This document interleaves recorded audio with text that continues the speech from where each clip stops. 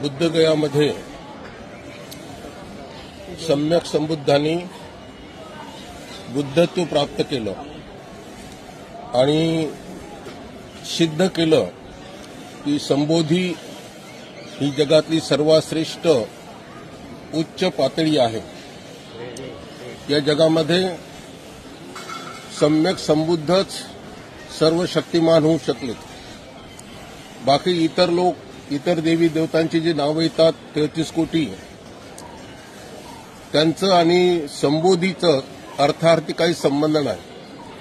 खरं तर हे ब्राह्मण लोकांनी आपली दुकानदारी चालवण्यासाठी निर्माण केलेले हे सगळे काही मूर्त्या फोटो आहेत। आता बुद्धगयेमध्ये बघा, हे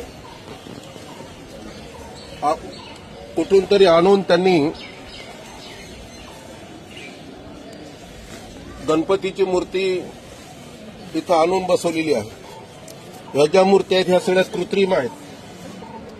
ह्या सर्व मूर्त्या इथं कृत्रिम बसवलेल्या आहेत। ह्या मूर्त्याचा संबंध हे संपूर्ण परिसर जो आहे हा अर्हत भिक्षूंच्या पदस्पर्शाने पुनीत झालेला आहे। हे सर्व तिबेटियन लामा लोक अतिशय श्रद्धायुक्त चित्ताने या अर्हतांच्या स्तूपांच्या आजूबाजूला खूप चांगल्या प्रकारे ध्यान वंदना करून आपली ध्यानाची पातळी उंचावत करत आहेत। तर हे जे देवी देवता आहेत हे इथल्या ब्राह्मणांनी आपला हक्क प्रस्थापित करण्यासाठी भविष्यामध्ये हे दाखवण्यासाठी या दगडाच्या मूर्त्या ह्या आता त्या कोरलेल्या मूर्त्या आहेत। ह्या मूर्त्या काही अशा जुन्या मूर्त्या नाही आहेत। इथं मूर्तिकार खूप आहेत।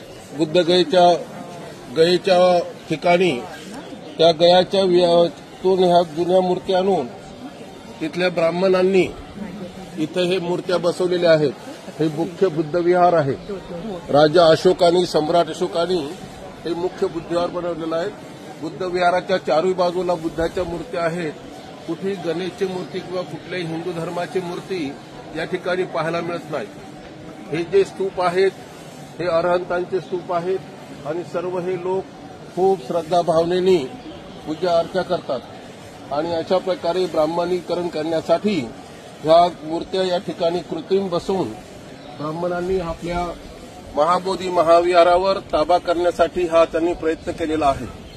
तरी बौद्ध जनतेला मी आवाहन करत आहे की खूप मोठ्या संख्येने बुद्धगयेमध्ये येऊन हा जो बुद्धगयेचा बुद्ध तथागत सम्यक